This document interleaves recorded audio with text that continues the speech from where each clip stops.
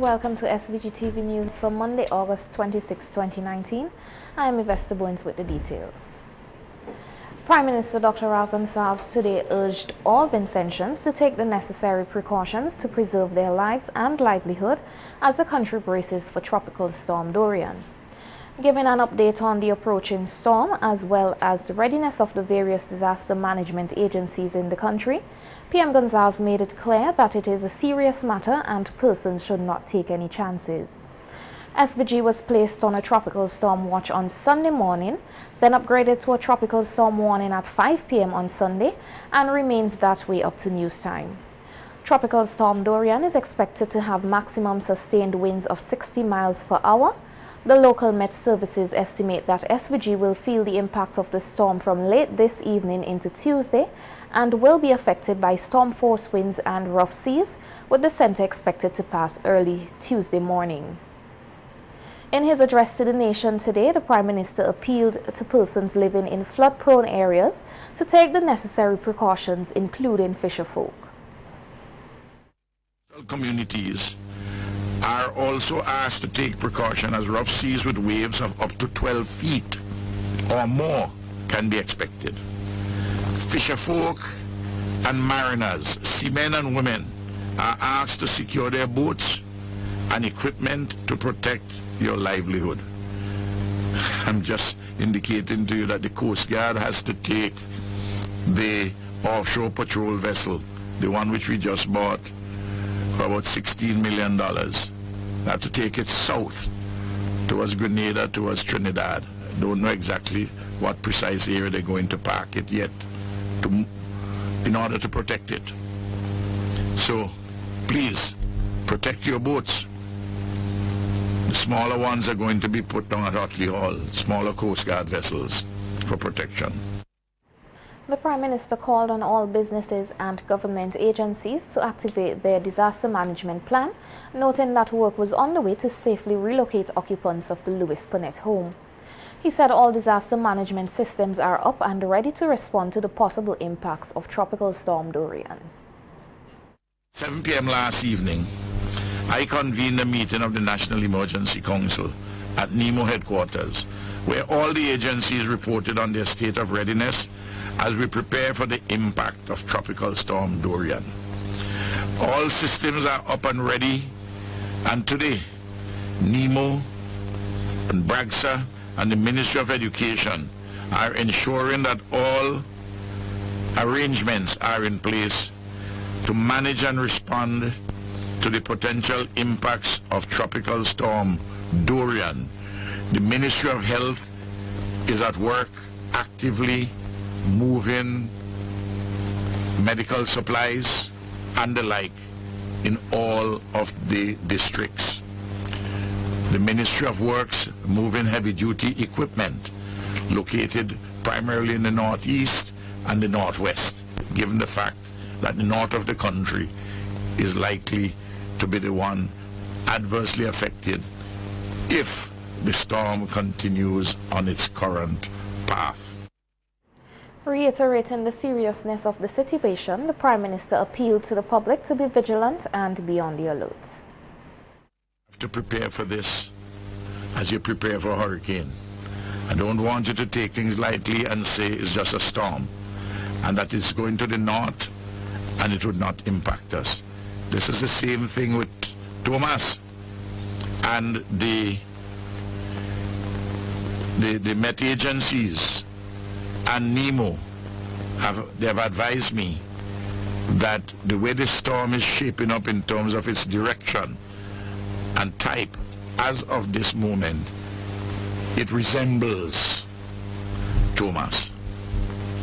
And you know what Thomas did on October the 31st, 2010. Remember what happened there. In an updated statement to the nation, Prime Minister Gonsalves said all government offices and businesses in SVG will be closed until Wednesday morning.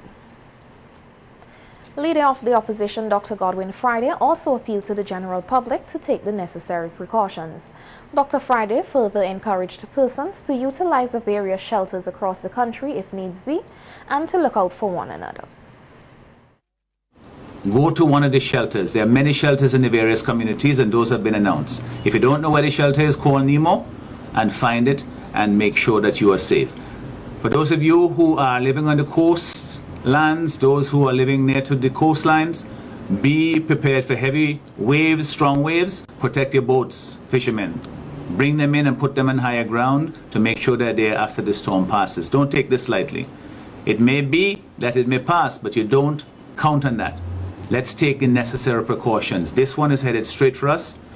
Be safe. Look out for one another. If there's a drain by your house and you notice that it's blocked now, this is not the time to clear it. Clear it before, not during the storm. Stay indoors, as the authorities have advised us to. Those of you who don't feel that your house is secure, you're living on the hillside, you're worried about landslide and so on, go to a shelter. There are many shelters where you will be safe. So let us look out for one another and hope by the grace of God that this doesn't cause too much damage to us here in St. Vincent and the Grenadines. And we can all play our part in ensuring that happens by being as prepared as possible. Thank you. I want to see you the day after and long into the future. So take the precautions. Many Vincentians today flocked to supermarkets to purchase the necessary supplies, while motorists queued at the gas stations to fill up on petrol.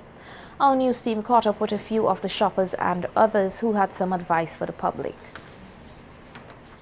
That, it might not come, it might not come, it might come. I want to make sure that if it does come, I'm prepared. So I'm buying snacks for my kids for sure, biscuits, things that I know won't spoil if there's electricity out and so on. Have my candles, batteries, things like that to just make sure that I am well prepared. I've gotten bread, juice, milk, water. Most important thing, I've got about 5 cases of water. But my kids and them, they want the water because the weather is a bit humid. So apart from the rum, y'all ain't getting like no biscuits and them sort of things. We get with phone light. Listen me, we get with phone light. We get with couple mats. We get with food. And some canned foods. Canned foods. And the radio. Don't forget the radio. We at Massey Stores, we are very happy to assist the general public in getting their last minute disaster preparedness items. We would be closing at 6 p.m. today, so we are keeping up with the government's recommendation. So we at Massey Stores are asking the general public as well to basically stay safe, do the necessary to keep them and their family safe. I'm heeding the warning.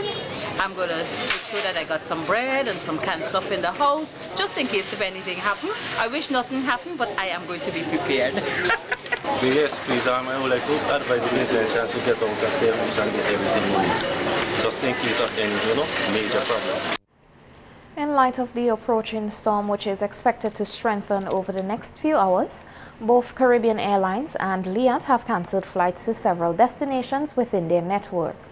In a media release, Caribbean Airlines advised that flights scheduled from Port of Spain to Barbados, Barbados to Port of Spain, Kingston to Barbados, and Barbados to Kingston were cancelled. According to a statement from Liat, the cancellation of 27 flights carded for today was in the interest of passenger and crew safety. Several flights to and from Barbados have been cancelled for tomorrow, including those to and from St. Vincent, St. Lucia, Guyana, Antigua, Grenada, and Trinidad. Passengers affected by the cancellations have been advised to rebook their flights by Wednesday, August 28th. Meanwhile, due to the passage of Tropical Storm Dorian, the Argyle International Airport operations are now closed. Normal operations will resume at 6 a.m. on Wednesday, August 28, 2019. News coming to hand, an aircraft belonging to One Caribbean skid off the runway at the Argyle International Airport after it successfully landed. The aircraft reportedly developed issues while departing for Trinidad. The aircraft crew was assisted by the fire service and airport security. There is a continuous expansion in the production of arrowroot in St. Vincent and the Grenadines, so says Minister of Agriculture Subota Caesar. Minister Caesar said that the process for the production of arrowroot for the season has just concluded, and they have paid about 200 arrowroot farmers for their rhizomes. The Agriculture Minister encouraged the farmers to continue with their great work in the production of arrowroot and to ensure that the industry maintains a high standard. Were made to over 200 farmers in excess of 900,000 Eastern Caribbean dollars. These payments were made on last Friday, and not only the farmers were paid, but the workers at the arrowroot industry, they also had their payments made. When you look throughout the length and breadth of the Caribbean, we are the only island continuing in the production of arrowroot. We are going to seek to find new markets in the upcoming year. We have several good leads, but we have some work to be done, and I want to thank the government and people of India for their assistance thus far. And before the end of 2019, we are going to see some infrastructural changes as it pertains to the arrowroot industry here in St. Vincent and the Grenadines. The Union Island gecko, which is a tiny lizard distinguished by jewel-like markings, has been placed on Appendix 1 of the Convention on International Trade in Endangered Species of Wild Fauna and Flora, and Appendix 1 listing allows for the international protection of this species. The international collector trade has emerged as a major threat to the gecko, with collectors in the US, Europe and Japan targeting the small numbers left in the wild.